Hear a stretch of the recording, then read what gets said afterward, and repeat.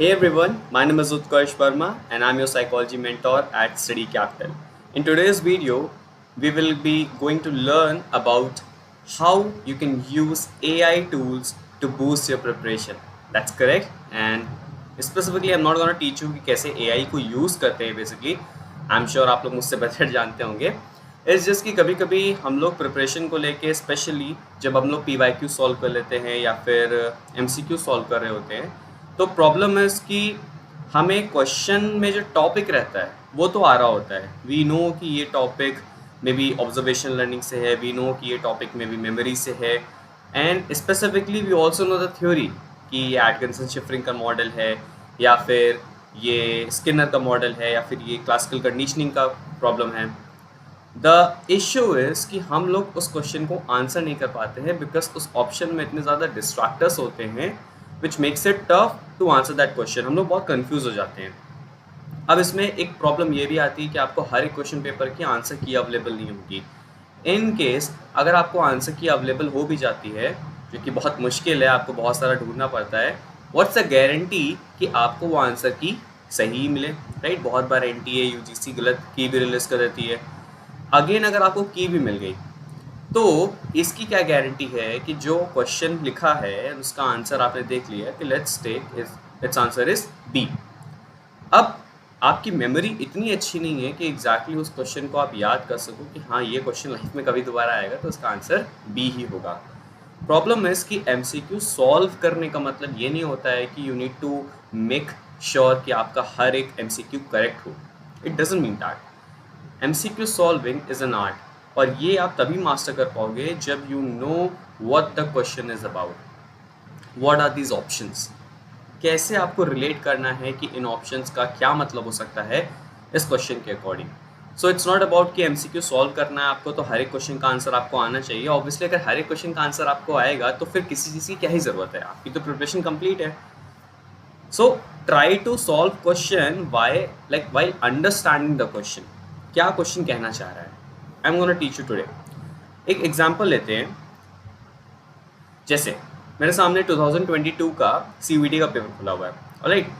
अब इसमें question is saying which part of central nervous system controls endocrine functions bye regulating pituitary gland. अब you have no idea कि कैसे करते हैं, ऑलराइट. अब आपको ये पता है कि एमिगडाला तो फियरफुल मेमोरीज के लिए है, hypothalamus is responsible for your thirst, hunger and all those things. Hippocampus आपका मेमोरी के लिए रिस्पॉन्सिबल होता है, मेडुला आपका कहीं ना कहीं इनवॉलंटरी फंक्शंस के लिए रिस्पॉन्सिबल होता है. And I have taken a very easy example just to demonstrate. हम लोग ऐसे कुछ रैंडम 4-5 क्वेश्चंस को करेंगे. अब इसमें आपको ये पता है कि सेंट्रल नर्वस सिस्टम क्या होता है, you know all these 4 options, but अगर आपके पास की अवेलेबल नहीं है तो कैसे आप लोग इसका करेक्ट आंसर करोगे. एंड ऑब्वियसली जो आपको दिख रहा होगा answer given by the candidate, it's basically कि जो कैंडिडेट ने आंसर दिया, दैट डजंट मीन कि ये करेक्ट हो. ऑलराइट, इसमें आप कैसे AI को यूज़ कर सकते हो because this is the world of technology and you should be using AI to boost your preparation. Alright, let's take an example. मैंने अपना न्यू टैब खोल लिया, ऑलराइट. इसमें I will search ChatGPT, alright. Click on the okay. जो भी first link होगा आपको उसको ओपन कर लेना, alright. I am not promoting any AI tools, alright. आपको जो मन कर रहा है आप उस तरह से ChatGPT को यूज़ कर सकते हो उस फॉर्मेट में, ऑलराइट. आप इसको ओपन कर लोगे. This is start now. Then आपका ये प्रॉपर ChatGPT का एक जो डेटाबेस है, इंटरफेस है, वो ओपन हो जाएगा. अब आपको क्या करना है, सिंपली आपको इसमें अननेसेसरी चीज़ें नहीं लिखनी. This is AI, although it will understand everything. आपको क्या करना है कि क्वेश्चन पे आपको again you need to look at the question. The part of central nervous system that controls endocrine functions by regulating pituitary gland. So the point is कि कौन सा part central nervous system का है जो pituitary gland की help से endocrine functions को govern करता है. There are 2 options, there are 2 methods to search this question. या तो आप exactly ये question type कर दो और नीचे ABCD आंसर लिख दो और बोलो कि which is the correct answer. Let me do this. Okay. Which part of CNS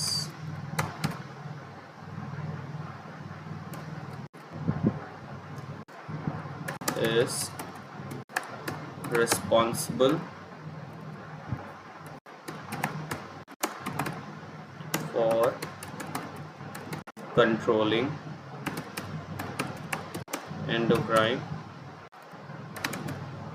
system with the help of pituitary gland. अब ऑप्शंस में you can just say hypothalamus, hippocampus, then amygdala, and one more option is medulla. And let the AI do the work. Just press enter. Let's say hypothalamus. Alright, so again hypothalamus is the right answer. ये आपको obviously पता चल गया, आपको किसी भी की जरूरत नहीं पड़ी. Option C is the right answer. It means कि जो भी कैंडिडेट ने आंसर किया था उसको इस क्वेश्चन के नंबर मिले हैं. Alright, so this is how you can use AI. अब यहाँ पे आपका काम खत्म नहीं हो जाता है. आपकी इतनी अच्छी तो मेमोरी है नहीं कि आप हर चीज़ याद कर सको. अब you should be able to know कि ये क्वेश्चन एग्जैक्टली रिपीट नहीं होगा आपके एग्जाम में. आपको इन ऑप्शंस के भी सारे मतलब पता होना चाहिए. तो you can just ChatGPT what are the functions of these 4 parts of brain. अब इट विल अंडरस्टैंड कि ये कौन से 4 पार्ट्स की बात कर रहा है. देखो, आपको यहाँ पे बार बार लिखने की जरूरत नहीं थी कि what are the functions of hippo, hypothalamus, amygdala, medulla. It will understand. Just know, like just get habitual of ChatGPT और मेटा एआई और Gemini, whatever you are using. अब देखो, हाइपोथैलेमस का फंक्शन क्या होता है? Regulates endocrine system. First point जो आपका क्वेश्चन था ये सॉल्व हुआ. फिर मेंटेन्स होम्योस्टैटिस. इट मीन्स कि अगर नेक्स्ट टाइम क्वेश्चन आता है होम्योस्टैटिस का तो आप इसको भी कर सकते हो. Controls autonomic functions, emotional and behavioural responses. Hippocampus क्या होता है? सबसे इंपॉर्टेंट होता है मेमोरी फॉर्मेशन का. Other than this learning is also important. Alright, फिर एमिगडाला इमोशनल प्रोसेसिंग होती है, फेयरफुल मेमोरी होती है, ये सब चीज़ों को लेके. Medulla is basically autonomic functions, reflexes, motor control. So ये सारी चीज़ें आप लोग कर सकते हो. अगर आपको फर्दर एक्सप्लोर करना है तो व्हाट इज सीएनएस. अभी आपको सेंट्रल नर्वस सिस्टम के बारे में बता देगा. ऑलराइट, तो अगर ये चीज़ें आप गूगल पे सर्च करने की कोशिश करोगे तो it might take like lot of time. तो यहाँ से आपके एफर्ट्स बहुत ज़्यादा बच रहे हैं. It's not about only psychology. आप किसी भी सब्जेक्ट के बारे में इससे कुछ भी क्वेश्चन सर्च कर सकते हो अगर आपको एमसीक्यूज प्रैक्टिस करना है. एंड स्पेशली एमसीक्यू बारे में मैं बताता हूँ. Specially there is a concern for the Hindi medium students कि सर हमें कंटेंट नहीं मिल रहा है, हमें क्वेश्चंस के आंसर नहीं समझ आ रहे हैं. This is the AI for you. Alright, आपको क्या करना है, सिर्फ जो भी चीज़ हमने ऊपर बात करी है ना, अगर आपको व्हाट इफ इसको हिंदी में करना होता, just give me same information in Hindi. अभी आपको सारी की सारी इंफॉर्मेशन हिंदी में दे देगा. ऑलराइट, सो आप जो भी लोग हिंदी मीडियम से हैं, जिनको लैंग्वेज का बैरियर आता है या फिर जो हिंदी टू इंग्लिश स्विच हो रहे हैं अभी, वो इस तरह से भी पढ़ सकते हैं. आप कुछ भी चीज़ सर्च कर लो, अब उसके आगे लगा दो Hindi. What is classical conditioning in Hindi. Let's see क्या आंसर करता है ये. ओके, सिवान पैब्लो हर चीज़ के बारे में दे रहा है और जो इंपॉर्टेंट नाम्स है वो उसको इंग्लिश में भी लिख दे रहा है so that you can understand. So this is how you can prepare and this is how you can boost your preparation with AI. तो आप लोग को कभी भी आप एमसीक्यू सॉल्व कर रहे हो, just open one AI browser with yourself. Alright, जो भी क्वेश्चंस आपको नहीं समझ आ रहे हैं you can just ask me. Alright, so ask me in terms of ask your friend. This is your friend. जैसे आप एक फ्रेंड से बात करते हो, जैसे आप मुझसे बात करते हो, सर ये बताइए, अच्छा दिस इज दिस, सर समझ नहीं आ रहा है, ट्राई सम अनदर वे. तो अगर मान लो इसने कुछ रिस्पॉन्स दिया आपको तो कुछ समझ नहीं आ रहा है, तो आप इस पर क्या कर सकते हो, try some another Give me some another example. Give me some another example. ठीक है, तो उसने और भी ढेर सारे एग्जाम्पल दे दिए. अब देखो यहाँ पे आपको छोटा सा एक नोटिफिकेशन दिखा होगा कि मैंने फ्री ट्रायल की लिमिट एक्सीड कर दी है. इसमें क्या करना है आपको, you just need to click on this new chat. आपका प्रॉपर रिफ्रेश हो जाएगा. या फिर अगर ये बार बार चीज़ आ रही है आपके पास, just go backward, just cancel this and again search ChatGPT और Gemini. ChatGPT और Gemini, anything you can ask.